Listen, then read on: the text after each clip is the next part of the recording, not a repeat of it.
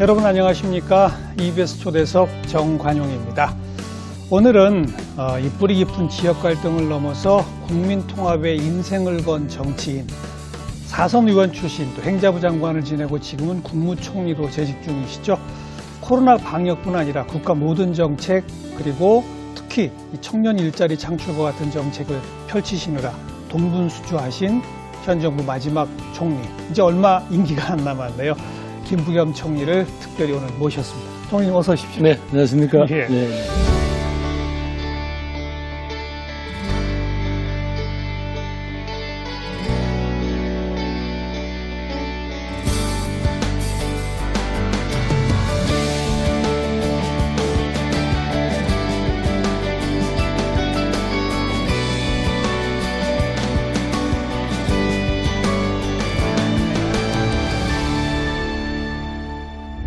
총리 되신 게 작년 5월?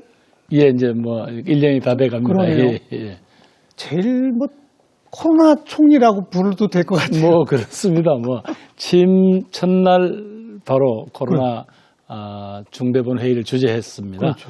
아마 마지막 날까지도 아마 이걸 하고 끝을 내야 될 것 같은데요, 지금. 그죠. 예. 아, 참. 특히나 원래 총리란 자리가 대통령을 이렇게 보좌해서 행정각부를 관할하고 뭐 워낙 일이 많은 자리 아닙니까? 예, 그렇습니다. 이게 사실은 직접 군 통수권에 관한 거하고 외교 안보에 관한 건 대통령님이 고유 권한이지만 나머지 부분은 뭐 거의 국정의 모든 부분이 어떤 형태로든지 총리가 알고 있어야 하고, 그렇죠. 또 필요하면 서로 간에 일을 조정해야 하고, 또 어떤 형태로든지 대통령님이 안 하셔도 누군가는 결정을 해줘야 일이 굴러가는 어떤 그런 것들 결정을 해주는 그런 일이라고 생각하시면 됩니다. 그러니까 그런 일상적인 국무가 워낙 많은데 그게 코로나라고 다 멈춘 것도 아니고 그렇습니다. 계속 굴러가는데 거기다 추가로 코로나 챙기시느라고 일이 2배 되는 거 아닙니까? 뭐 어쩌면 일복을 받은 것 같고요. 그럼에도 불구하고 사실은 국민들이 이제 결국은 한 2년 이상 이 코로나의 싸움에 지쳐 계시거든요. 예. 근데 그 지친 마음들에게 조금만 더 마지막 고비를 함께 넘읍시다라고 이제 요청을 드려야 되고 이래야 되니까 사실은 조심스럽고 예, 그렇죠. 예. 그 K방역 참 전 세계적으로 자랑이었다가 또 언제부터는 조금 좀 이 숫자나 이런 면에서 좀 그렇단 말이에요. 예. 그러니까 그래도 또 우리가 미국이나 유럽에 비해서 그나마 우리가 지켜내고 있는 것들이 있지 않습니까? 소중한 생명을 지켜내죠. 국민의 생명을. 우리하고 비슷한 규모의 어떤 경제나 인구를 가진 나라들에 비해서 우리가 이 사망자 숫자가 한 10분의 1도 안 되잖아요. 그렇죠. 그 이야기인즉슨 그만큼 국민들이 모두 다 마스크를 써주시고 개인 방역 수칙 지키시고 특히 이제 소상공인 자영업자 같은 분들은 그들의 소중한 삶의 일부분을 양보를 해주신 거죠. 그분들의 국민들의 눈물겨울 협조 또 소상공인 자영업자들의 희생 위해서 그나마 저희들이 여기까지 지켜왔다. 많은 분들이 아니 하루 확진자가 수십만씩 나왔으면 실패한 게 아니냐. 아니 우리가 무슨 감기 환자 숫자 가지고 그걸 하지 않지 않습니까? 물론 코로나는 감기하고는 다릅니다. 그러나 이 오미크론 혹은 뭐 스텔스 오미크론 이야기를 하지만 이 전파력이 센 이 감염병과의 싸움에서 이 정도 국민들의 소중한 생명을 지킨 것은 결국은 온 국민이 함께 이걸 이겨낸 거라고밖에는 뭐 달리 설명이 안 됩니다. 예. 그 확진자 대비 치명률에서 비슷한 나라에 비해 10분의 1이다. 그렇습니다. 이건 정말 소중한 거죠. 그렇죠. 예, 물론 그만큼 눈물겨운 희생과 협조가 있었기 때문에 가능했던 겁니다. 특히 이제 의료진들한테는 감사하죠. 그분들 뭐 거의 지난 한 2년간 사실상 자기들 일상의 삶을 전부 다 저당 잡혀놓고 여기까지 온 것 같습니다. 또 우리 보건소 직원분들, 그럼요.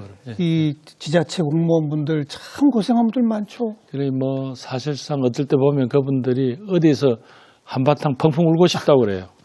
그러면 조금 마음이 막 왜 우리 주변에만 이런 어려운 일이 일어나나 하고 막 안타깝고 답답하다 그런 말씀하시는 분들이 많더라고요.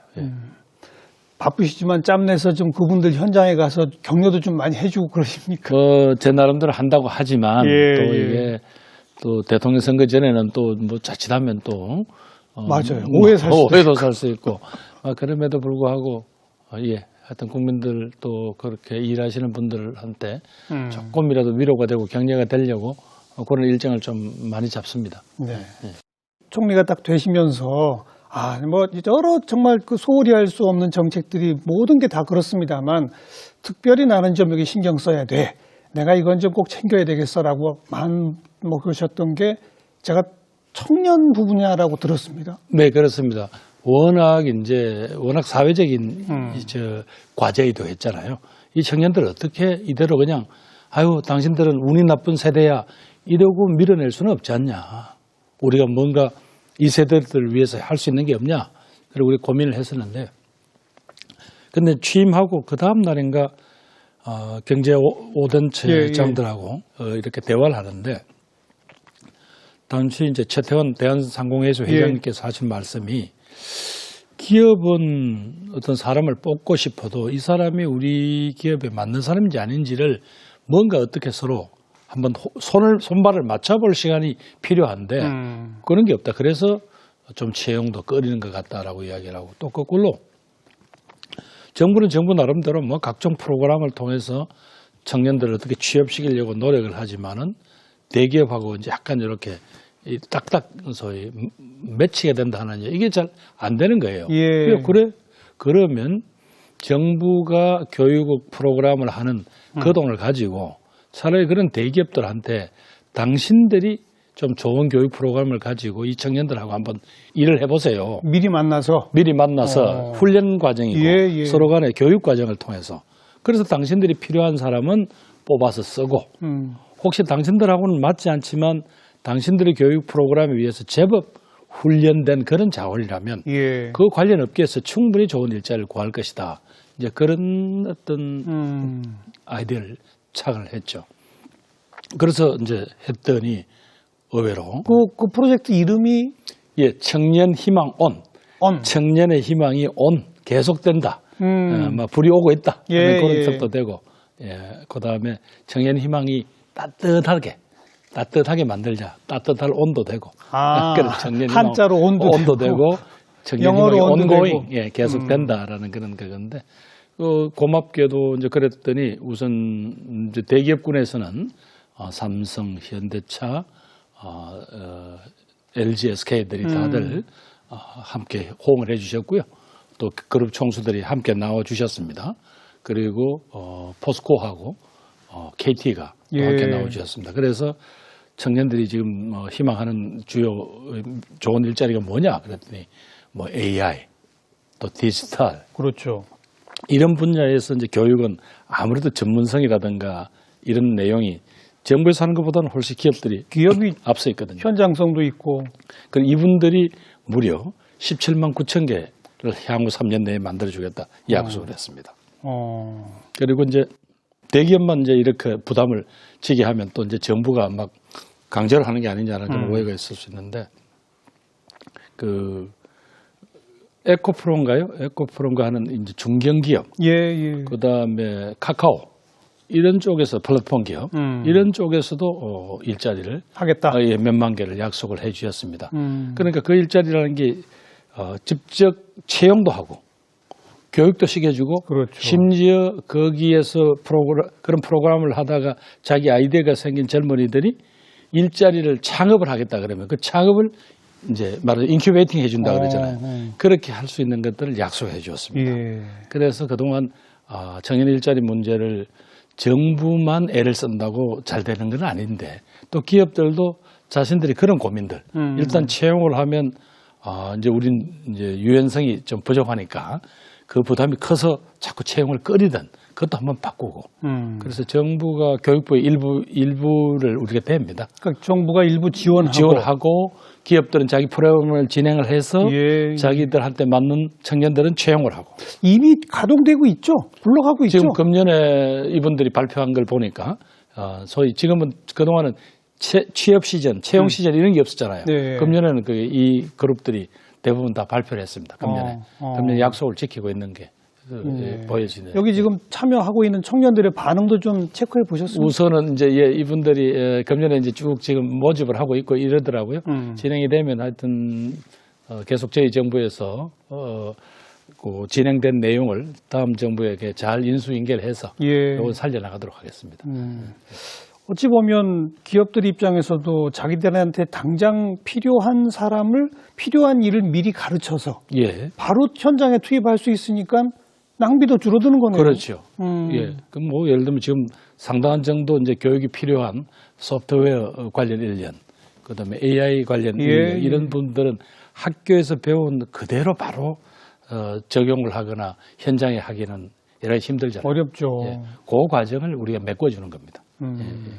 알겠습니다. 지금 청년정책조정위원회 위원장도 맡고 계시잖아요. 예, 총리가 위원장입니다. 그건 예. 어떤 위원회입니까? 청년정책조정위원회는? 그러니까 이제 역대 정부들이 모두 다 이제 청년 정책을 해보았는데 이게 뭔가 각 부처마다는 열심히는 하는데 이게 모여서 청년들의 삶에 뭔가 좀 의미 있는 변화를 만들기에는 좀 부족해서 이걸 아마 이제 총리가 위원장인 국가의 에너지를 힘을 실어서 이걸 끌고 와보라고 해서 청년정책조정위원회라는 게 이제 만들어지고 거기에 총리 밑에 청년정책 실이 이제 있습니다. 만들어져서 거기서 각종 이제 아이디어도 내고 또 청년들에 대한 실태 조사도 하고 지금 청년정책조정위원회 중에는 현장의 청년들 대표자들이 많이 있습니다. 그 위원으로? 위원으로. 오. 그래서 그분들이 현장의 목소리들을 우리에게 전해주죠. 그래서 일부 뭐 이제 회의를 해보면 아주 진지한 토론이 일어납니다. 그중에 이제 정부 쪽 위원 중에는 각 부처의 장관들이 위원으로 참가하고 있습니다. 예. 그 현장의 청년과 장관들이 장관들 함께 모여서 하는 거죠. 그리고 이제 학자들. 그 현장 청년 대표는 어떻게 뽑아요? 이제 뭐 추천도 받고요. 또 어떤 지역에 보통 이제 이 청년들의 목소리를 내는 각종 단체들이 단체가 있습니다. 있죠. 예, 그런 쪽에 이제 대표자들도 오고 가능한 지역 안배 또 뭐 남녀 또 공익 같이 들어오고 뭐 이런 까지 다들 해서 하고 있죠. 그 청년들 얘기 현장에서 이렇게 들어보시니까 그 위원장으로서 제일 내가 이건 미처 몰랐구나 뭐 이런 게 혹시 있던가요? 뭐 이제 결국은 그분들이 느끼는 막막함. 정말로 우리가 세상에 열심히 공부하고 뭐 나왔는데 세상에 나오니까 어디 가서 일을 할 수는 운동장이 없어졌다는 거예요. 왜 그런 절박한 우리들의 얘기를 말하자면 들어주고 함께 어떻게 해보자 이런 소리를 하는 건 없고 맨날 꼰대처럼 라떼는 말이야 소리만 하느냐 어떤 이제 그런 것들 그리고 그 고민의 내용이 좀 구체적이어야 한다. 요렇게 풀어보자 아니면 요렇게 어떤 이 방안을 한번 던져서 해보자라고 하면 될 텐데 뭐 왜 이제 정책이라는 게 자칫하면 그럴듯하긴 한데 실질적인 내용 하나하나에서 뭘 만들기가 쉽지 않잖아요. 어렵죠. 예, 그런 부분들에 대해서는 바로 그분들이 바로 지적을 합니다.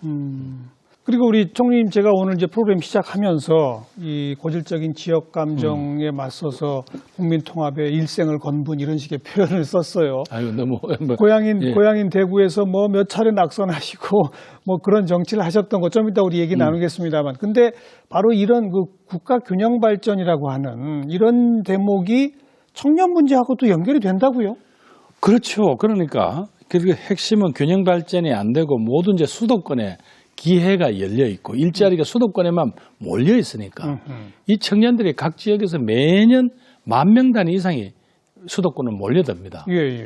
그럼 한 10년만 지나면 해당 지역은 눈에 보입니다. 이 도시가 늙어가는 모습들이. 그러면 거기서는 활력이 어디 있으며 우리가 흔히 이야기하는 대로 거기서 내수 경제가 어떻게 살아나요? 그렇죠. 그러니까 점차 좋은 자원들이 없으니까 거기에는 기업들이 안 가죠. 그러면서 또 이제 사람들은 점점점 이제 사람들이 떠나니까 공동화가 일어나고요. 그렇죠. 그러니까 이제 지역 소멸 지수라는 말이 이제 아예 이제는 공공연히 들리지 않습니까? 늙어지는 거죠, 사실. 그럼요. 지역이 늙어지는 거죠. 늙어지고 사라지고요.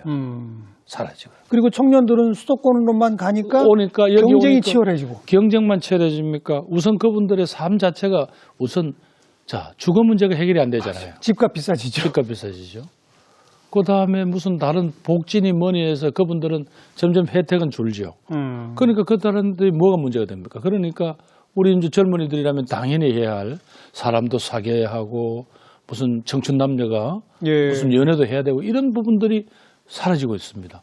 그러니까 당연히 결혼을 안 하게 되고 저출산이 이어지고 그러니까 거의 모든 것들이 마치 무슨 연결고리가 있는 것처럼 악순환이 계속 일어나고 있는 게 아닌가.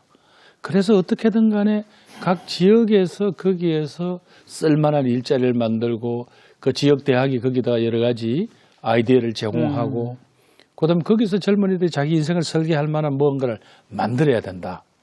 그러면 이제 지나게 있는 이제 산업, 지나게 있는 대학, 지역에 있는 어떤 행정, 이게 또 연구 인력 이런 것들이 모두 다 함께 어우러져서 기회를 만들자라고 우리 정부 들어와서 바로 지역 균형 발전의 그 틀을 한번 바꾸었죠.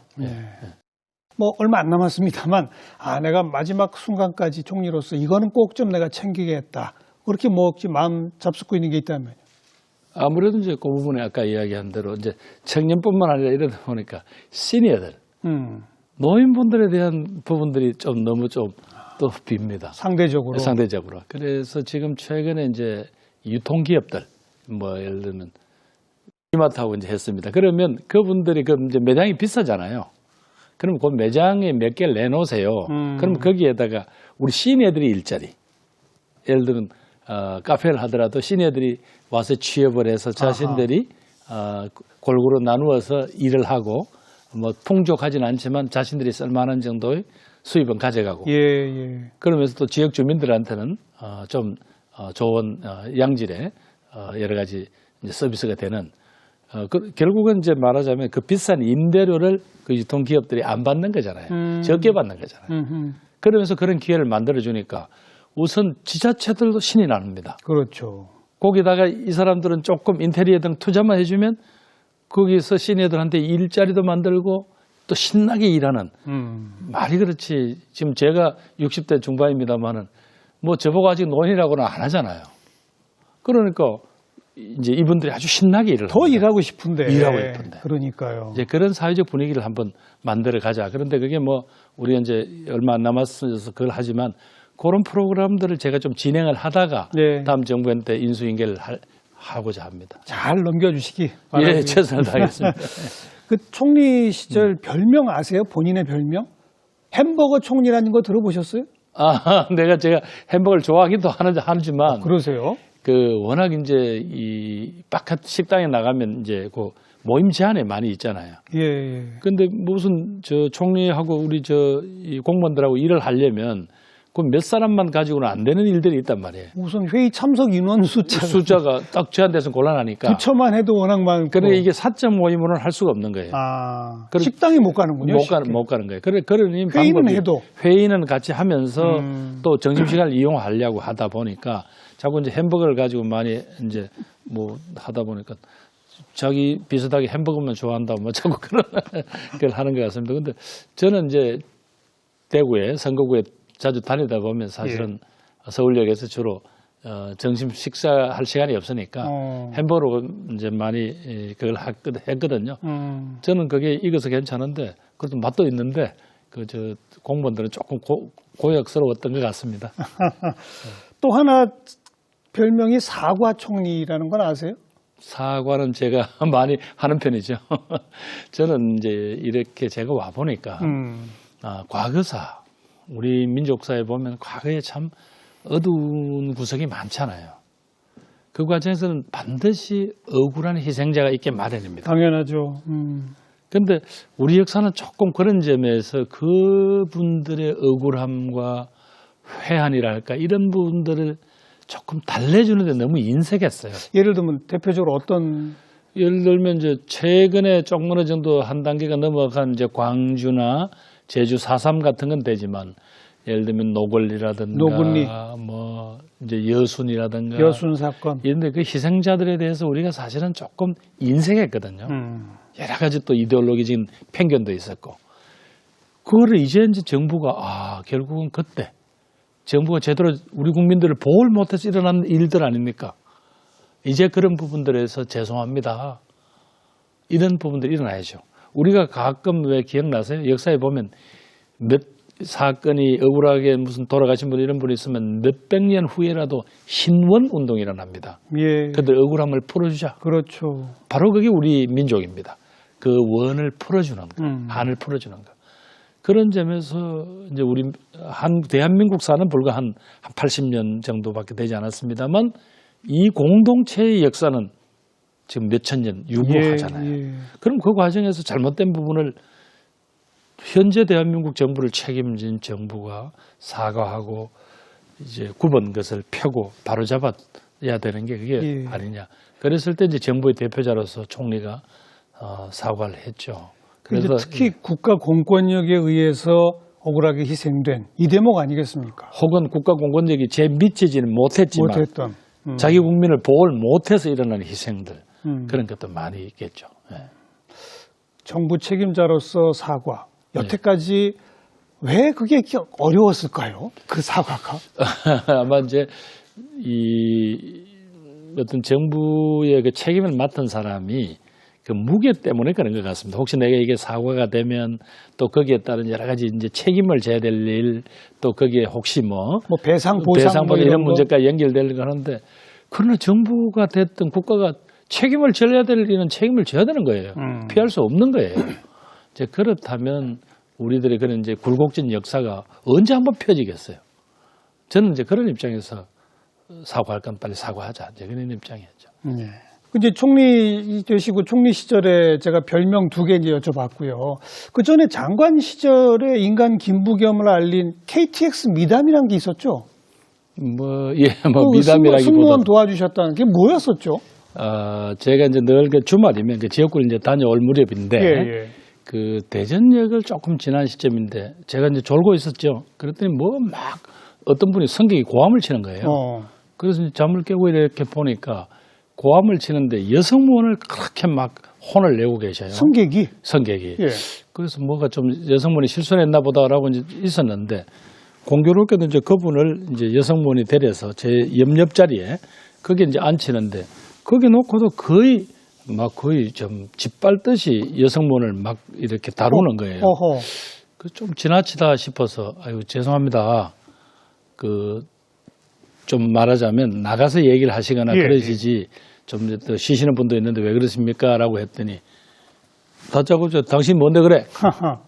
뭐 공무원이라도 돼? 뭐 이렇게 제 이야기를 하셔서 그런데 저도 모르게 본능적으로 예, 그렇죠. 내 공무원이요. 이제 이러다가 이제 시비가 걸린 사건인데 어찌 보면 그 여성분들이 왜 그렇게 일방적으로 말하자면 당해야 되는지. 그리고 그거 당하는데 모두 피곤하긴 하지만 아무도 그 고통스러움을 나서질 않는 거예요. 근데 뭐 그때 이제 제가 이제 제동을 걸었던 마침 그 공안분이 뛰어오셔서 이제 그 장면은 파해졌습니다만은 그 내용이 뭐냐. 그러니까 이분이 대전역에서 열차가 한 3, 4분 간격으로 2대가 동시에 들어온 거예요. 그러니까 앞 열차를 타셔야 되는데 이분이 뒷 열차를 타시니까 좌석이 없죠. 그러니까 자기가 실수를 한 겁니다. 자기 잘못이네요. 열차를 확인할. 그거를 여성문을 막 가지고 혼을 내고 있으니 여성분이 정말로 난처할 것 아닙니까? 여성 무슨 죄가 있습니까? 황당하네요. 그래서 어렵게라도 여성분이 거기 빈자리를 하나 마련해 준 겁니다. 그러면 그냥 가시면 되는 거거든요.